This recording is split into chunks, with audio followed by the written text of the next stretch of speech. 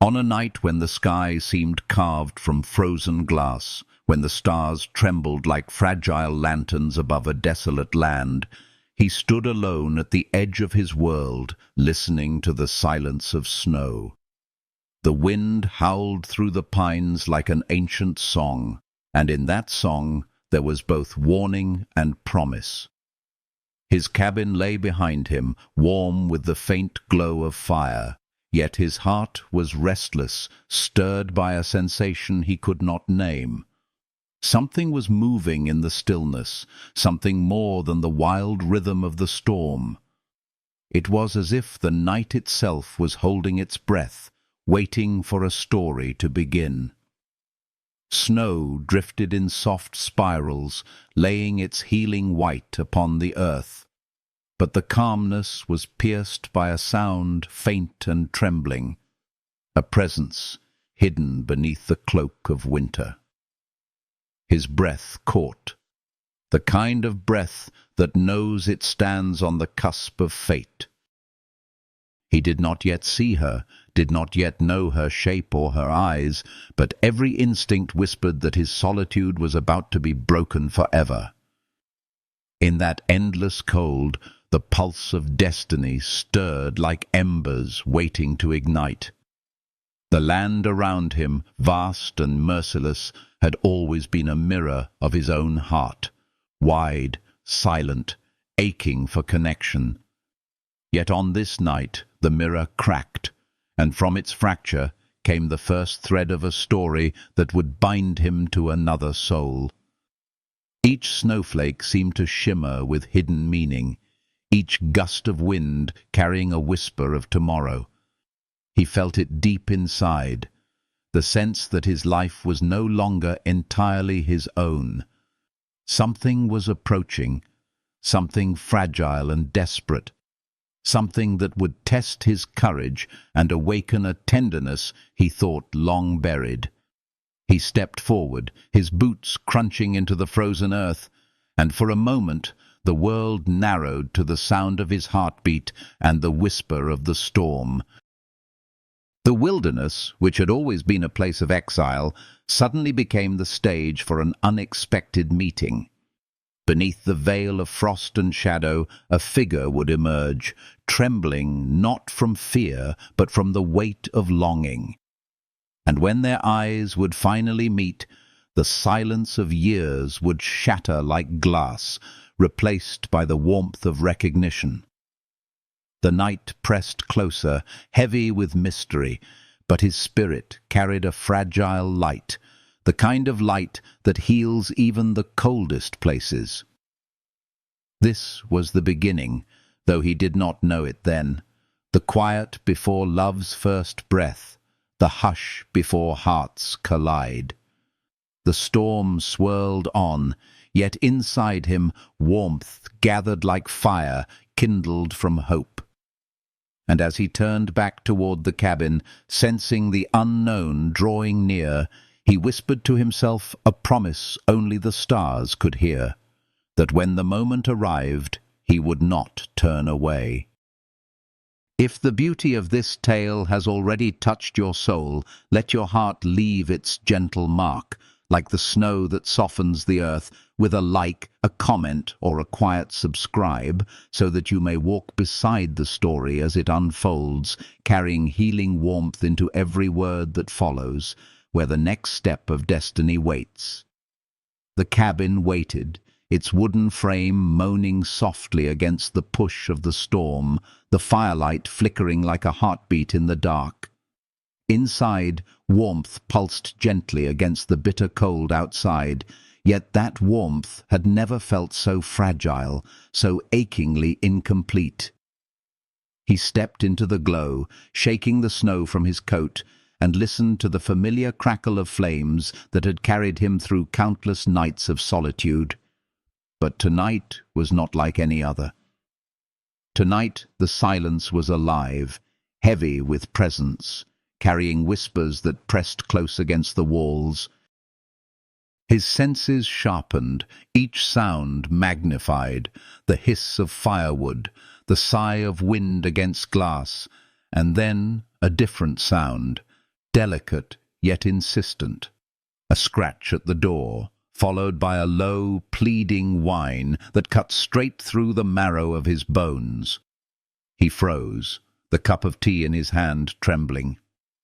At first he thought it must be the trick of the storm, a branch dragged across wood, or the voice of the wind itself.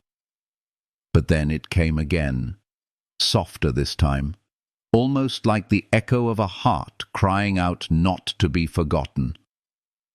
He moved slowly, cautious but compelled, every instinct urging him toward the door.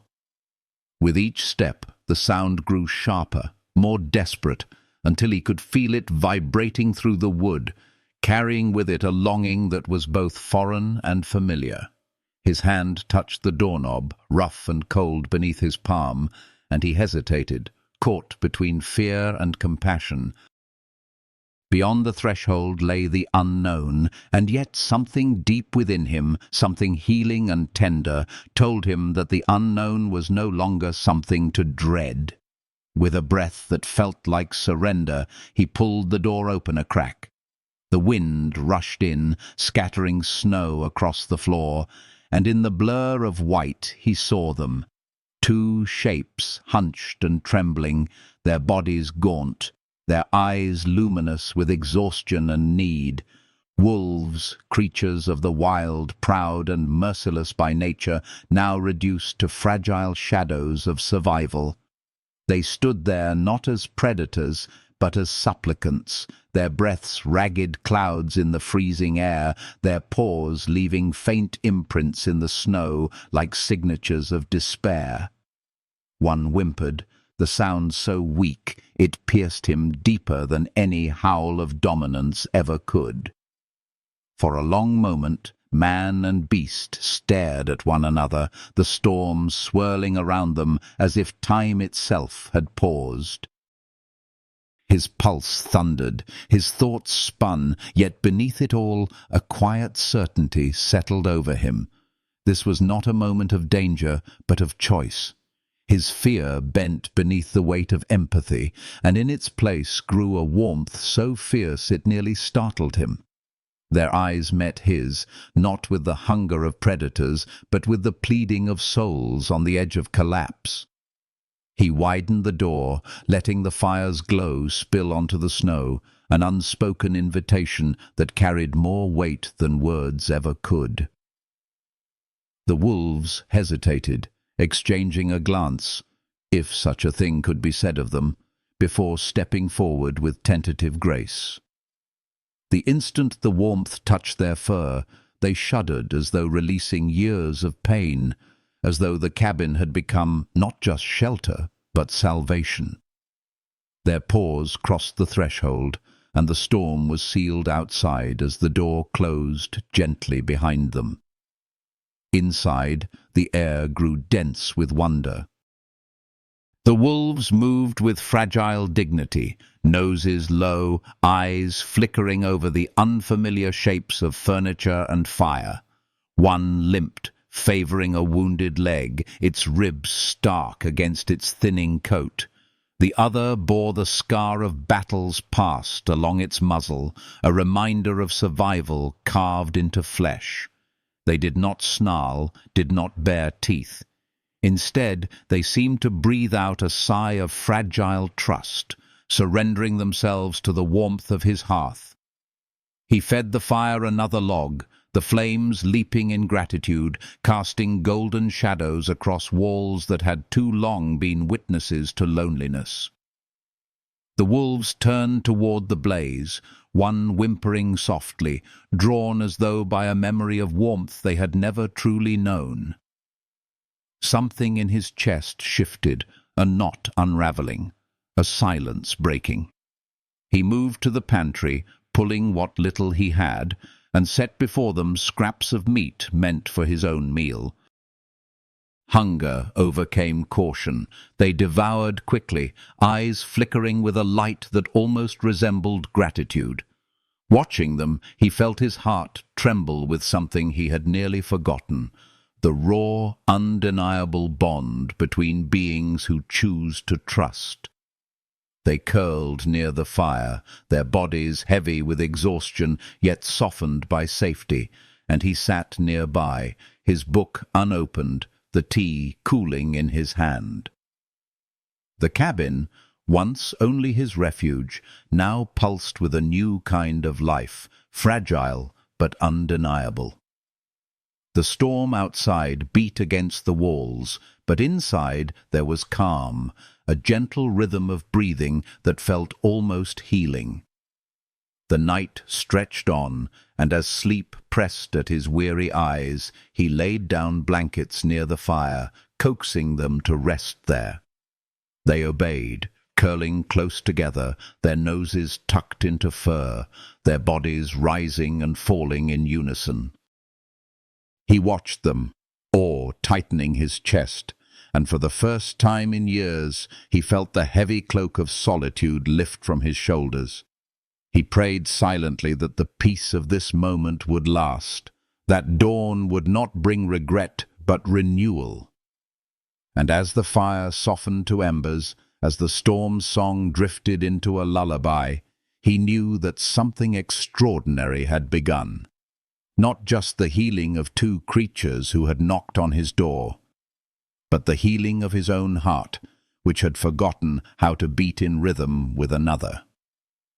Tomorrow would bring questions, perhaps even danger, but tonight, in this cabin wrapped in snow, there was only warmth, trust, and the fragile birth of a bond that would carry them all into the unknown that waited just beyond the horizon. Dawn seeped gently through the frosted glass, pale gold spilling across the cabin floor like a soft promise. The fire still glowed, embers breathing warmth into the silence, and in that glow he saw them stir. Two fragile creatures who had crossed the threshold of his solitude and changed the rhythm of his world. Their breaths rose in delicate puffs, their eyes opening slowly as if waking from years of exhaustion. He leaned forward, his body aching from a night of half-sleep in the chair, but his heart stirred with a tenderness that felt new, raw, and quietly healing. The smaller wolf shifted and whimpered, its injured leg trembling as it tried to rise. He set his book aside and knelt carefully, murmuring nothing but calm, letting his presence speak instead of words. His hand hovered, uncertain, until instinct guided him to reach. The animal flinched, but did not flee, its amber eyes catching his in a fragile communion. He touched gently, fingertips brushing the coarse fur near the wound, and a low growl rose like thunder muted by pain, but it did not strike. It held still, trusting, surrendering. He felt the swelling beneath his hand, the warmth of injury fighting against the cold of survival, and his chest tightened. No creature should carry such pain alone. He fetched his small first aid kit, the one he had kept for years but rarely used beyond blisters and splinters. Kneeling by the wolf again, he spoke in a voice low and steady, as though speaking to a frightened child. The larger wolf stood close, a sentinel, eyes watchful and sharp, its loyalty etched in every tense line of its body. Slowly, carefully, he cleaned the wound, the sting of antiseptic filling the room with its sharp scent.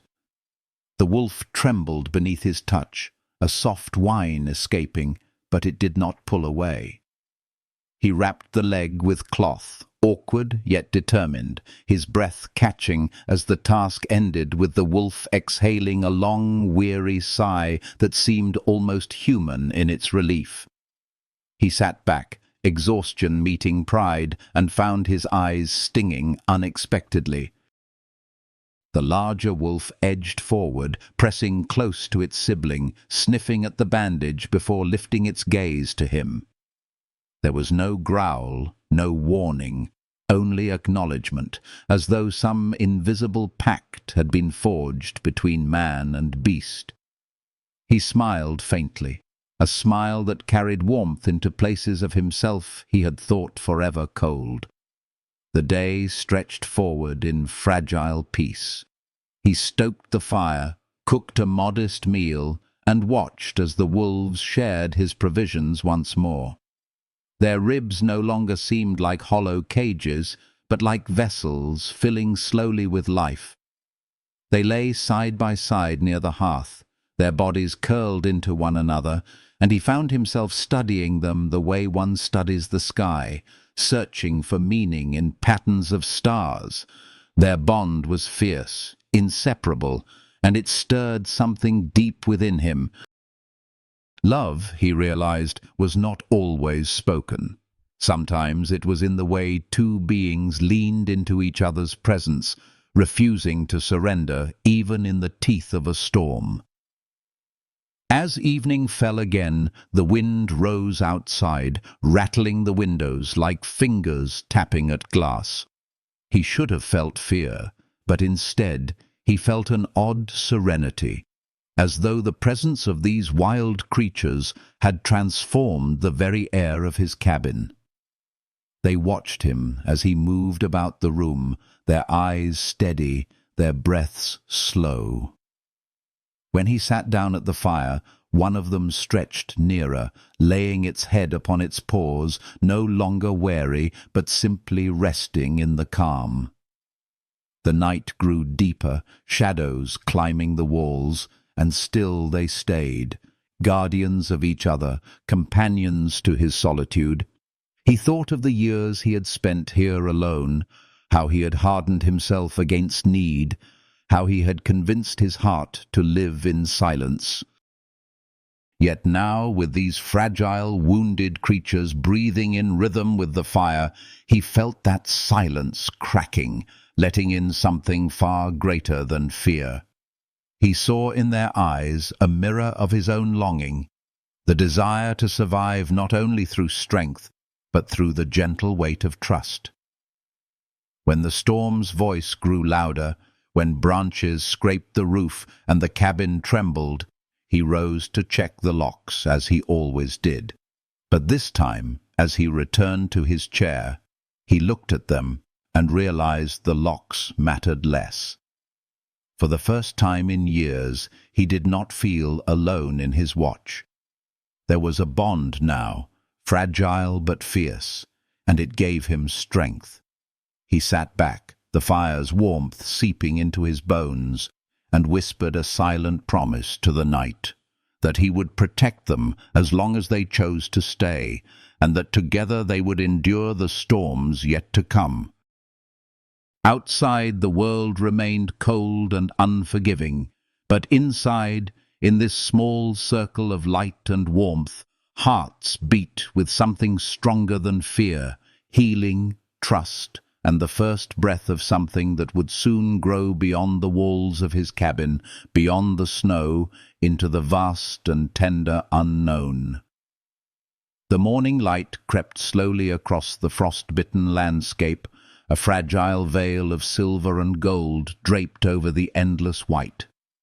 Inside the cabin, the fire still held its glow, the wolves resting in uneasy calm as he moved quietly through the small space.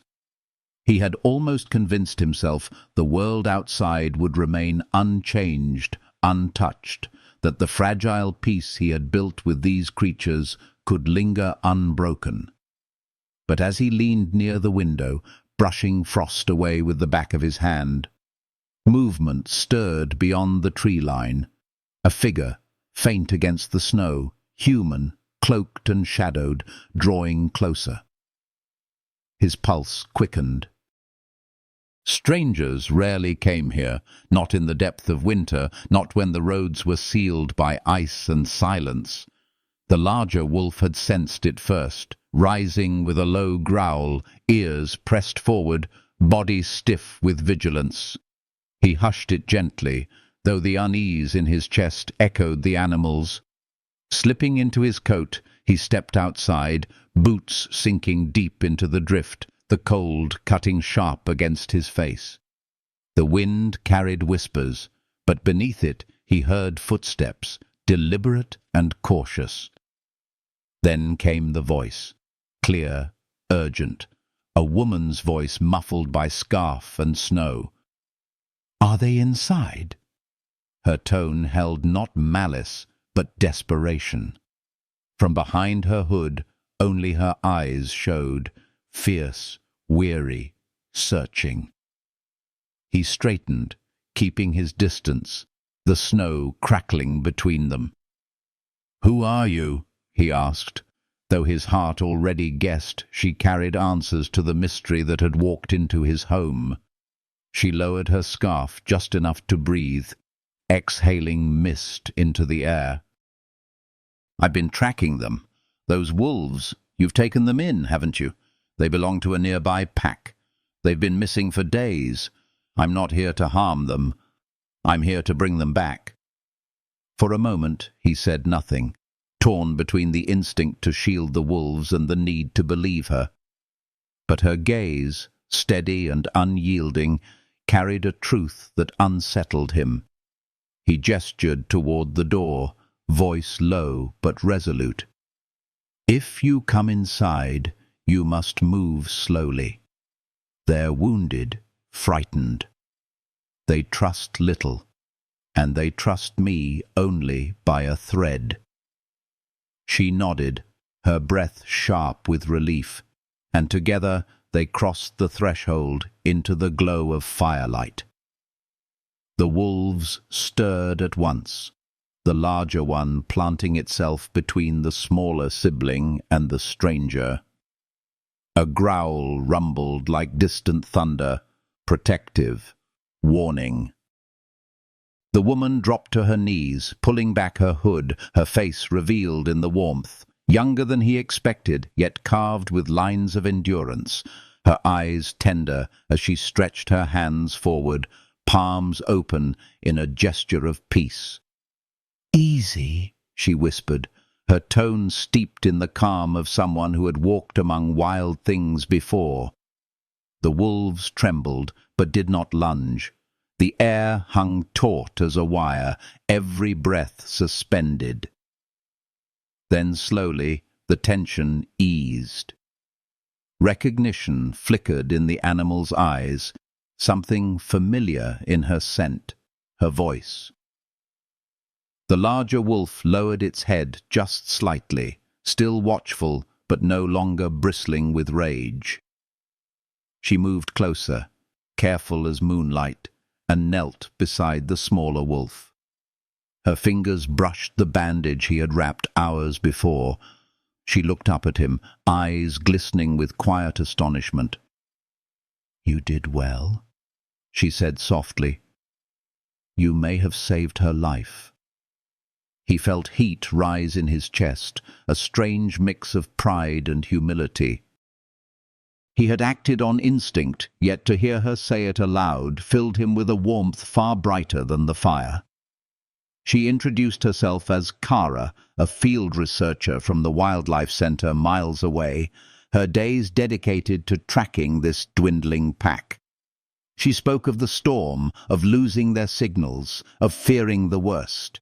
And now, here they were, not lost but sheltered by a man who lived apart from the world, a man who had never expected to be entrusted with such fragile, untamed lives. As the hours passed, the cabin shifted, no longer just a sanctuary of solitude, but a place of convergence. Kara laid her gear by the wall, her presence steady yet gentle, and together they tended to the wolves.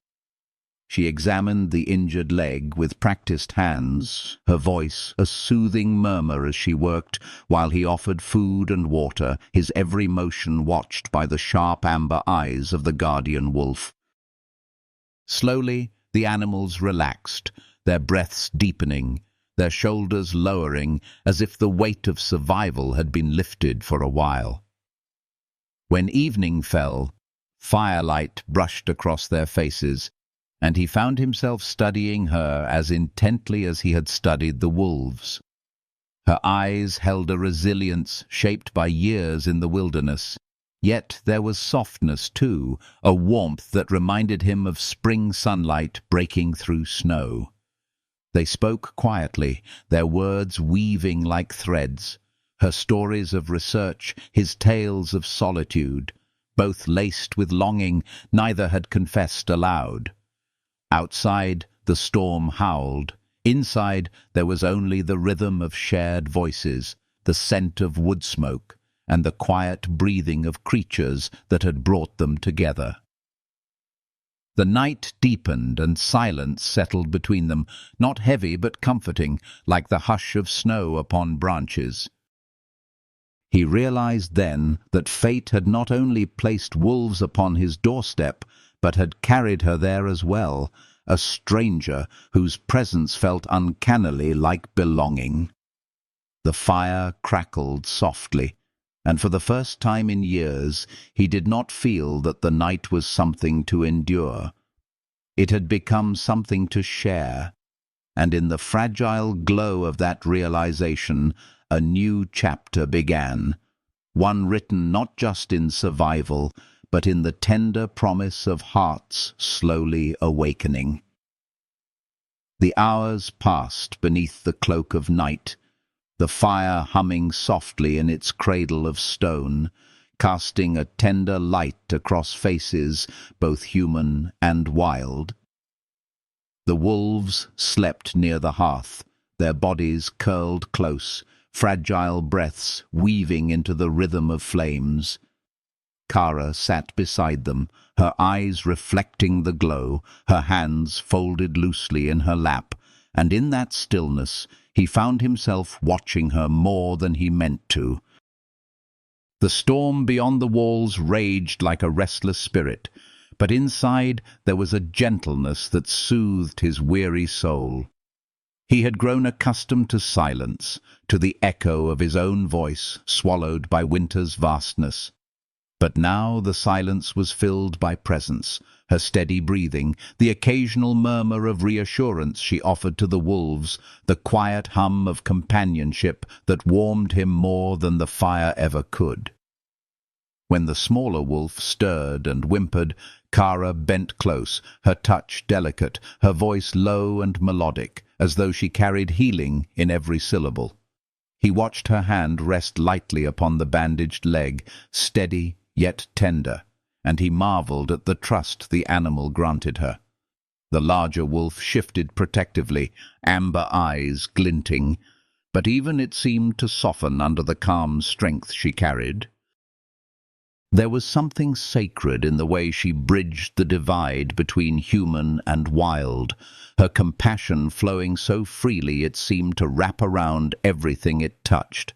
He felt the edges of his solitude crumble a little more, the walls he had built in years of isolation giving way to something both terrifying and beautiful. Later, when the wolves had settled once more, he offered her a seat by the fire. She accepted with a small smile, her cheeks flushed from the warmth, her hair tumbling in stray strands that caught the light like threads of gold. For a while they sat without words, the silence comfortable, and then conversation began to bloom again, slow and unhurried.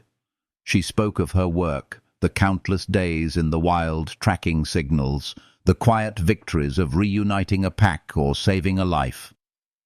Her words carried a quiet fire, a devotion that resonated deep within him.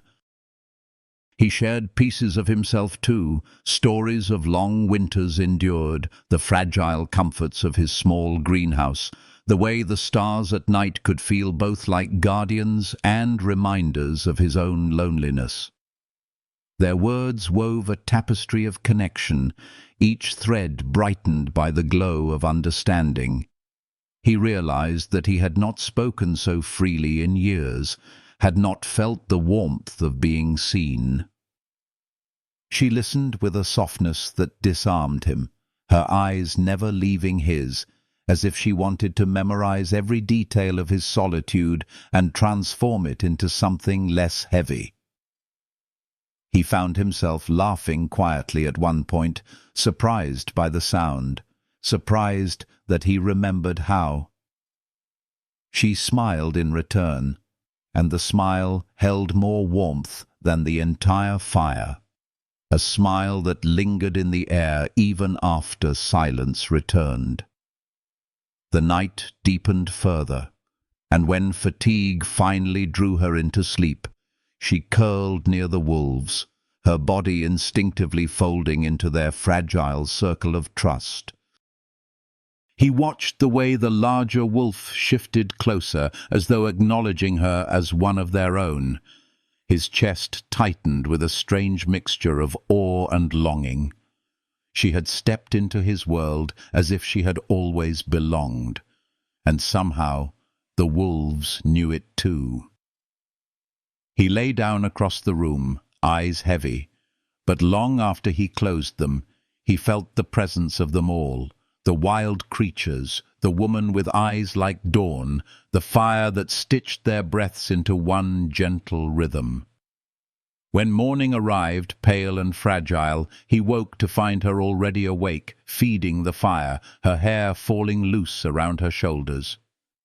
She looked at him with a quiet smile, a greeting wrapped in warmth, and in that moment he realized how different the cabin felt now.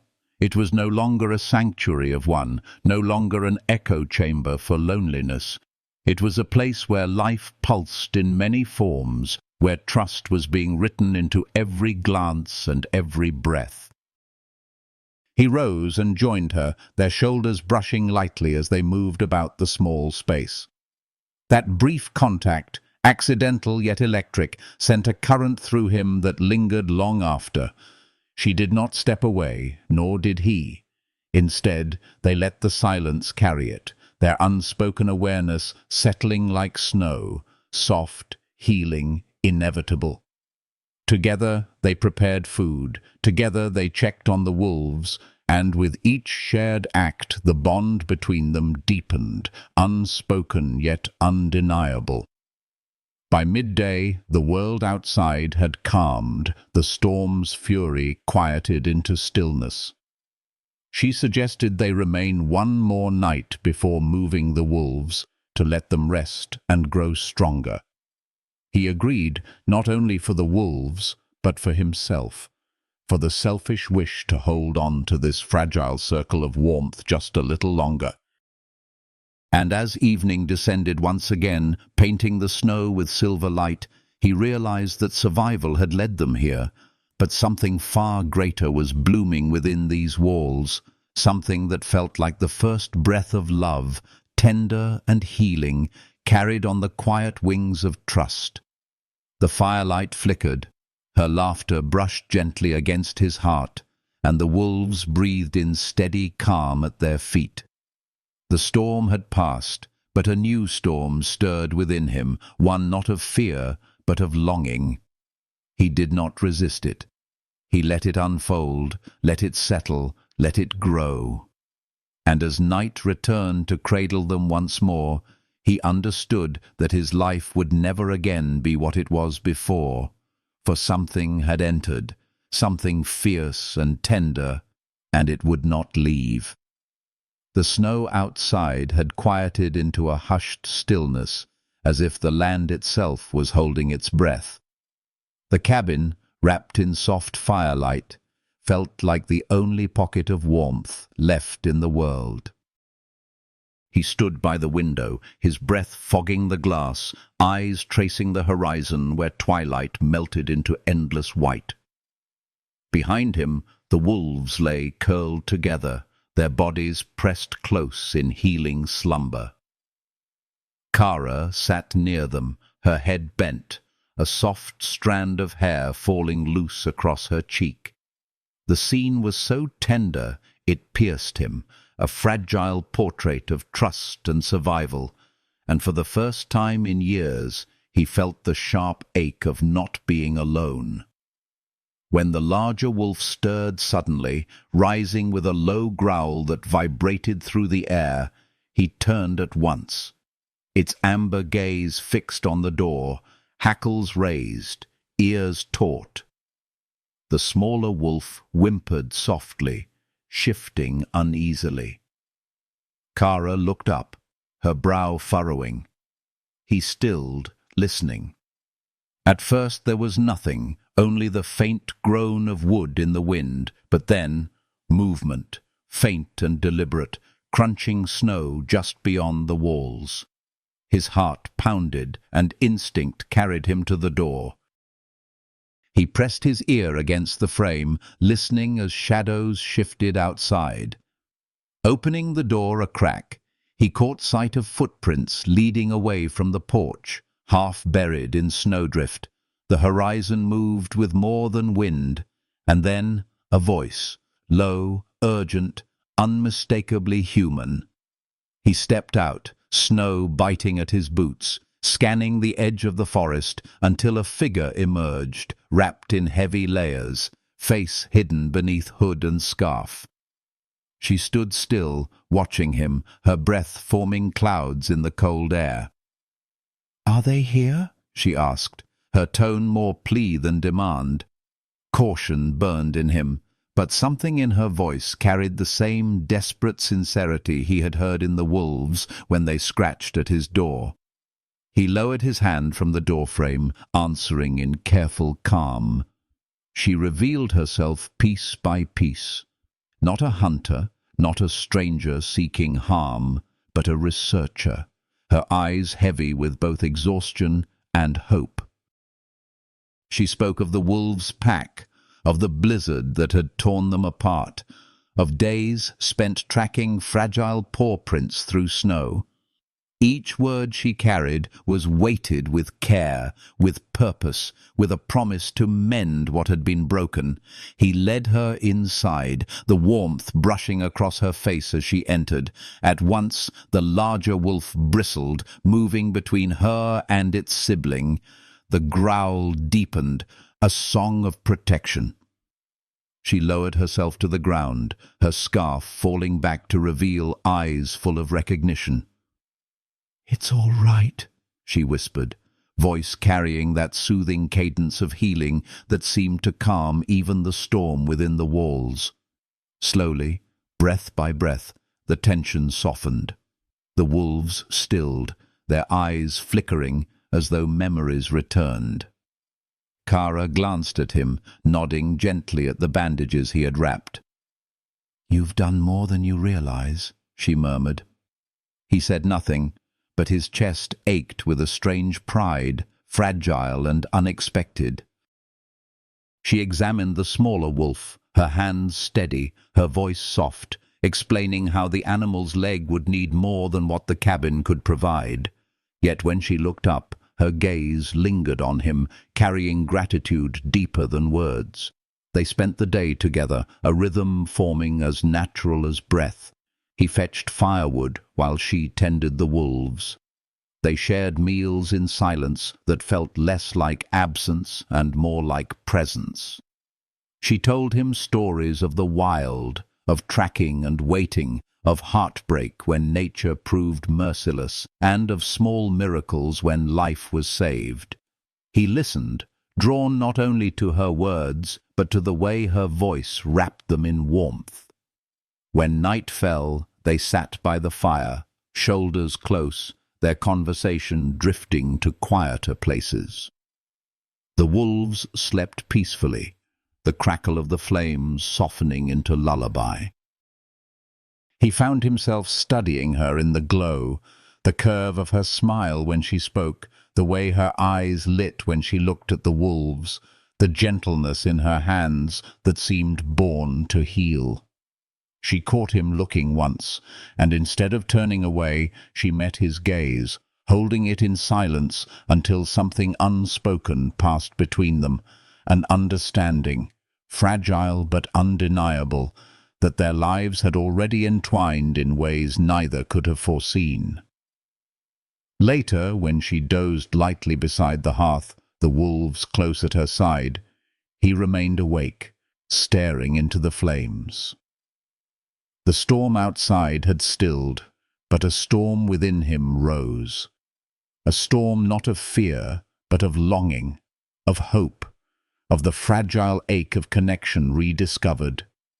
He felt it settle deep, a seed planted in soil long thought barren. He let it rest there, let it grow in silence, as the night folded gently around them all. When dawn returned, it brought no ordinary morning. The cabin no longer felt like just his. It was theirs now, a fragile sanctuary shared by man, woman, and wolves, a place where healing was not only survival, but the beginning of something greater. The snow still covered the world, but for the first time in years, he saw beyond its emptiness. He saw promise. He saw companionship. And as he glanced at Kara, already rising to tend to the fire, he saw the faint, undeniable light of love breaking like sunrise through the endless winter. The wind gathered itself again by afternoon, a restless tide moving through the trees, lifting small veils of powder from the drifts and turning the world to pale breath. He and Kara stood outside the shelter of the cabin, the wolves watching from the doorway, when the larger one stiffened once more, ears pricked, nostrils flaring toward the far line of spruce. Not fear this time, but a taut, quivering attention, as if some thread stretched across the white and tugged at its heart. Kara followed the stare, squinting into the dim. "There's something out there," she murmured. "Someone." They moved carefully, not to break the fragile trust inside. The wolves paced, then settled, then rose again, the injured one attempting to stand and failing with a soft, frustrated whine. He felt the sound like a small fracture in his own chest. The forest seemed to lean closer. That's when the radio at Kara's hip crackled, abrupt and thin.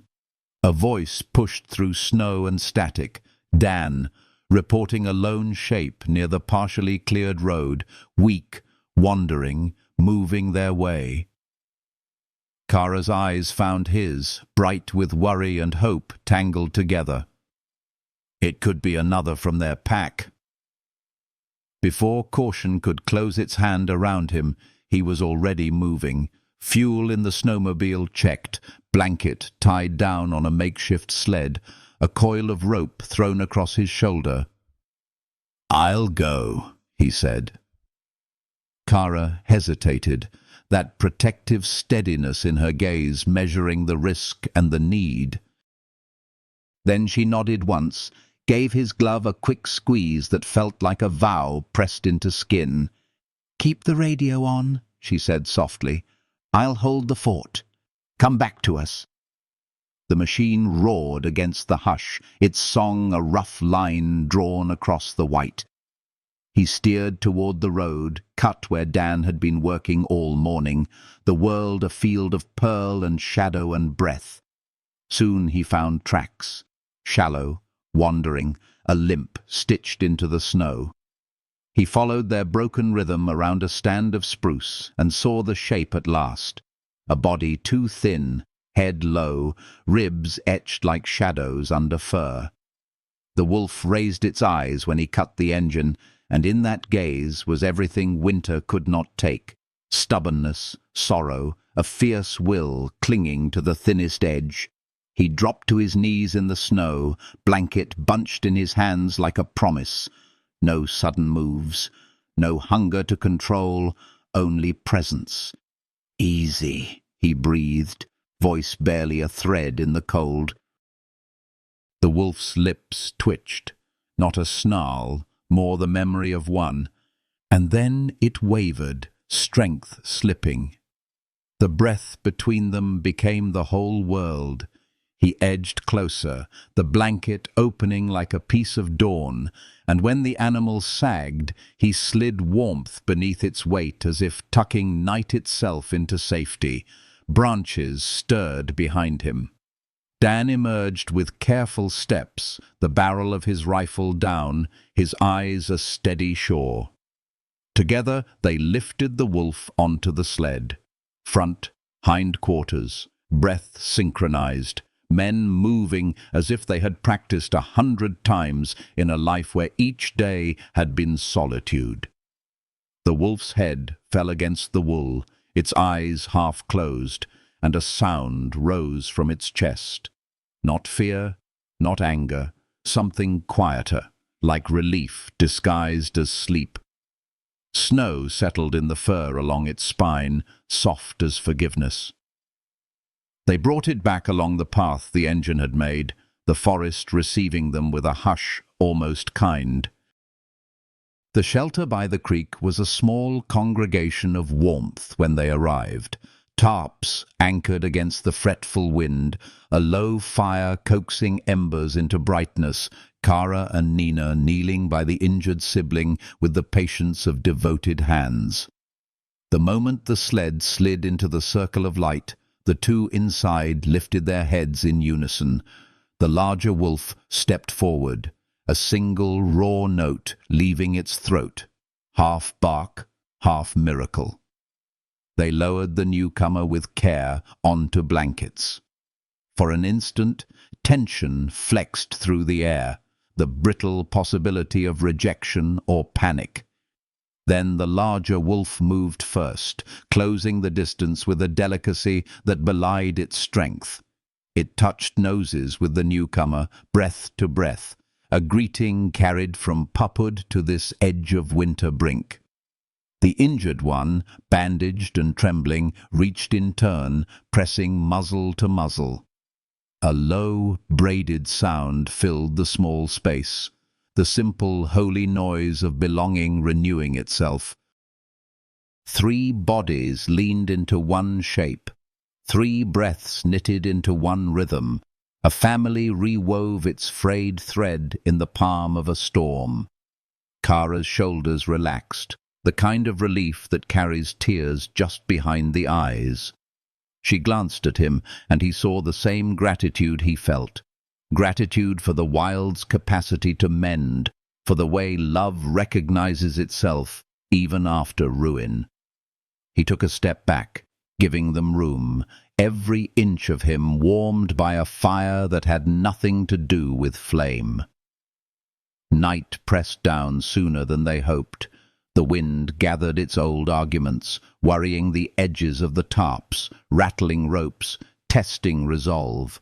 They braced the shelter again, fed the fire again, shared coffee gone lukewarm, and stories turned quiet. He sat with Kara shoulder to shoulder, watching the 3 wolves drift, wake, drift again, the newcomer twitching in sleep as if running through dreams toward a place that had finally arrived. "They'll make it," she whispered. "They will." He didn't answer with words. His hand merely tightened on the mug, then released, as if letting go of the fear he hadn't dared name. At first light, the storm's grip loosened. The sky, though heavy, opened one pale seam in the east.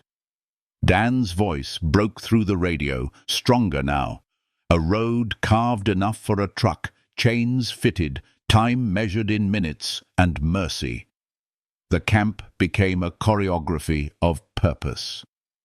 Crates were readied, sturdy, padded with blankets, doors latched with a care that felt like tenderness. Nina prepared a measured sedative so the journey would not bruise the fragile calm they'd woven here. Loading them was both brief and eternal. The larger wolf resisted first, muscles tensing with the old instinct to refuse confinement, but Kara's voice poured over it like warm water, a low reassurance, a promise wrapped in breath. The animal hesitated, then yielded, not to force, but to love that had earned the right to guide. The injured one went second, a soft whimper escaping as the leg shifted. Nina's hand steadied, her gaze a steady lantern. Inside, the wolf settled. The newcomer fought hardest. Life had taught it to, but slid at last into the crate with a rough, tired grace, eyes never leaving its siblings. When all three were positioned facing one another through mesh and air, a silence fell. Not empty, full, like a chapel holding the weight of 1,000 small prayers. He stood there with fingertips on cold metal, feeling the quiver of breath on the other side. Kara stepped up beside him, the brim of her hat shadowing her eyes. "You can visit," she said, quiet as a vow. "At the center, see them heal. When it's time to release them, I'd like you there." The words opened something inside him that had been locked for years, a door to which he'd long ago thrown away the key and then forgotten where the house stood. "I'll come," he said. "I want to see them run." She smiled, and it was a sunrise he felt in his bones. Snow lifted off the ground and swirled around them in loose spirals, not cruel now, only beautiful, like confetti at the edge of a ceremony no human had planned. Dan and Nina secured the crates in the truck. The engine coughed, then found its breath. He and Kara walked to the rear together, boots sinking, hearts steadying. He reached out to the mesh one last time, and the larger wolf leaned forward, pressing nose to the grid. It was not human to call it thanks, but it was not less than that either. The truck pulled away slowly, wheels churning in packed snow, taillights blurring red in the pale day. He watched until the forest closed its unmarked gate and the sound thinned to a distant hum. The wind returned to its old work. His hand remained lifted a heartbeat longer, the shape of farewell and promise the same in the air. When he finally lowered it, the cold met his skin and found it warm. Back at the cabin, the quiet had changed. Not emptiness, echo. The blankets by the hearth still held a memory of weight. The bowls caught light like small, patient moons. He added wood to the fire, and the flames rose, the room breathing again. Kara shed her coat and stood near the heat, rubbing warmth back into her hands. Neither spoke for a time. In that silence, their thoughts walked alongside one another like travelers on the same white road. When she looked at him, there was no goodbye in her face, only the steady presence of someone who meant to return. "We'll send word," she said. "Updates, photos. The leg will take time, but she's young, strong." He nodded, and in the nod lay 100 unsaid things. How the wolves had mended something in him that winter had not destroyed but frozen. How her arrival had taught the air inside this cabin a new way to move. How threads pulled by weather and chance could weave a fabric tighter than planning ever would. He walked her to the door. The sky had opened a little more, a stripe of clean light laid across the far ridge. "You should come by the center," she added softly, almost shy. An odd tenderness from a woman who spoke to storms and wildness as if they were kin. "It's not far. When the roads behave, we could—" She stopped, and the unfinished thought settled gently between them, complete in its incompletion. "We could." He stepped closer without thinking, then let the space hold. No haste. No breaking of what was still unfolding. Only a promise shaped by breath. "I will," he said, "when the weather allows, when they're ready." Her smile grew, not brighter, but deeper, like heat that reaches the center and stays. She left with Dan and Nina to the center, tucked into the passenger seat, radio on her lap, hair escaping its tie to lay a dark ribbon along her collar. He stood at the threshold and lifted a hand as the truck took the curve, then lowered it into his pocket, feeling the ghost of her glove in his palm. The door closed. The latch found its home. The fire stitched warmth back into the bones of the room. What remained did not ache. It hummed. A quiet frequency, the kind that runs under conversation, under chores, under the simple acts of living. He tended the greenhouse lamp, wiped melted snow from the floor, straightened the corner where blankets still held the pressed memory of wild bodies. He made tea and watched steam write cursive on the air. Outside, evening gathered without malice.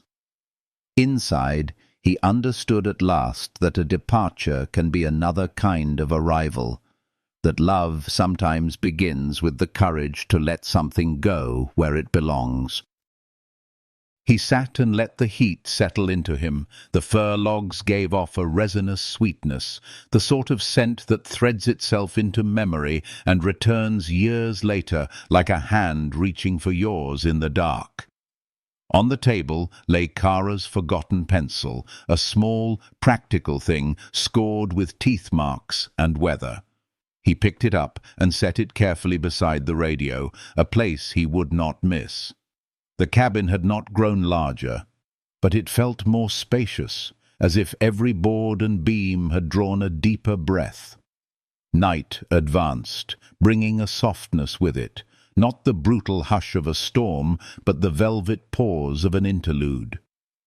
He stood once more at the window and saw the track of the truck already smoothing under a dusting of new snow, a visible story being erased by the world and yet not erased at all, because it had moved from outside to in.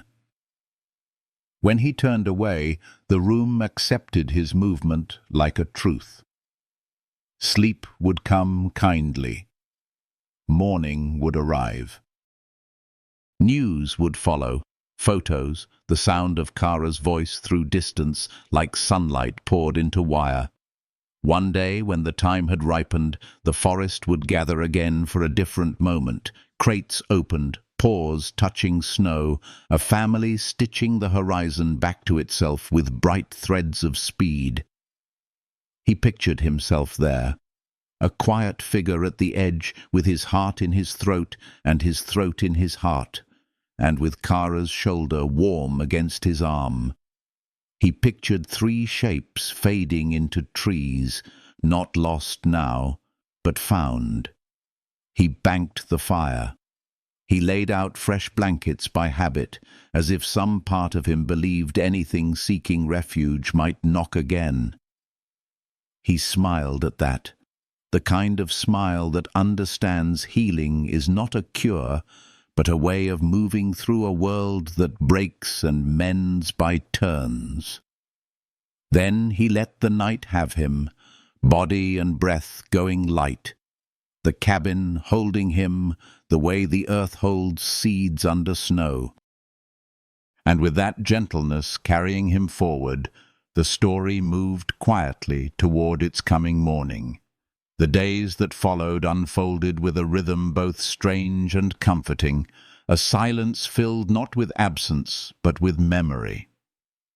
The cabin seemed to carry the echo of what had transpired, paw prints pressed into the grain of the wooden floor, faint impressions on the blankets where wild bodies had rested, the scent of smoke and warmth clinging to the air as though unwilling to leave. He moved through the rooms with deliberate gentleness, as if afraid a careless gesture might shatter the fragile calm left behind. Each task, chopping wood, tending to the small greenhouse, boiling water for tea, felt heavier now, weighted not with burden, but with meaning. Every motion was stitched with recollection, with the knowledge that what had entered his life was not a passing storm, but a tide that had quietly reshaped his shores. At dusk, when the horizon burned with soft gold that bled into violet, he often found himself at the window, gazing past the snowdrifts toward the line of trees where he had first seen Kara. The memory of her figure against the storm, her voice calm, her presence steady, was carved deep within him, as indelible as the scar on the larger wolf's muzzle or the healing bandage around the smaller's leg.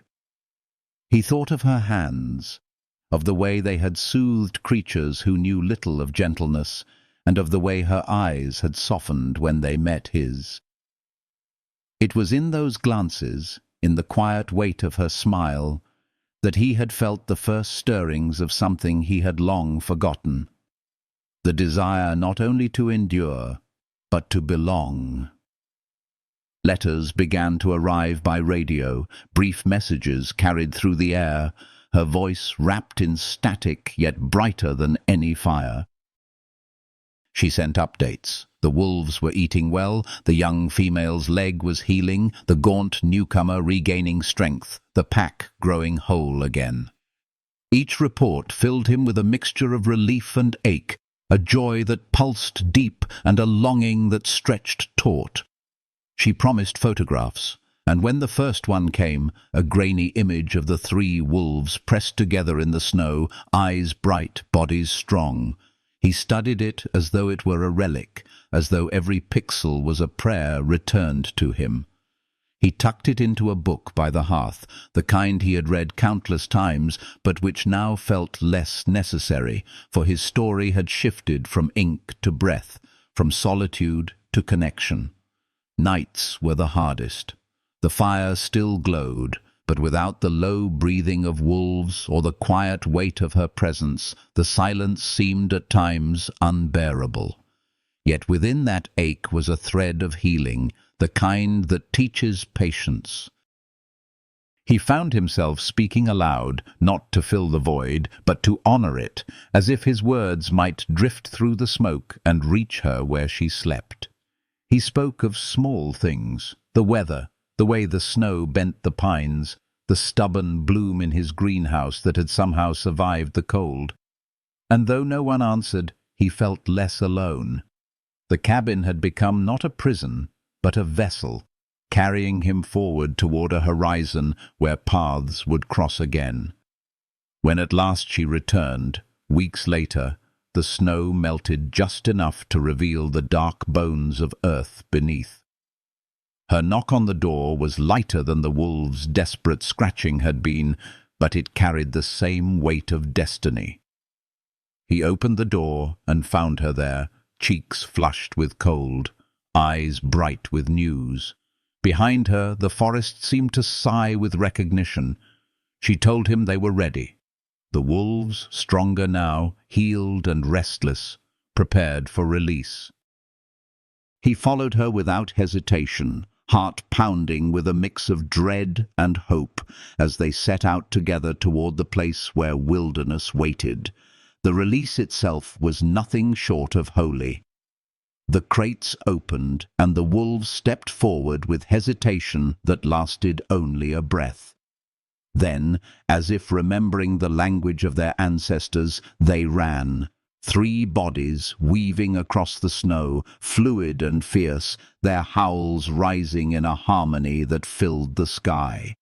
He watched, tears burning his eyes as they vanished into the trees, the sound of their reunion echoing long after their forms had dissolved into shadow. It was loss and triumph braided together, a parting that did not wound but healed, because it was the truest kind of love, letting go into freedom. Kara stood beside him, silent, her gloved hand brushing his. Neither spoke, for words would have broken the perfection of that moment. The bond between man, woman, and wild had been tested, and in its test it had revealed a truth beyond all solitude. Love is not possession, but presence, not a chain, but a bridge.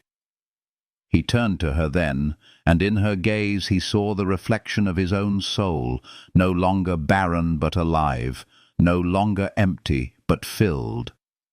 They walked back together, their footsteps deep in the snow, the silence between them no longer hollow but warm, a silence that healed as surely as fire thaws frozen skin.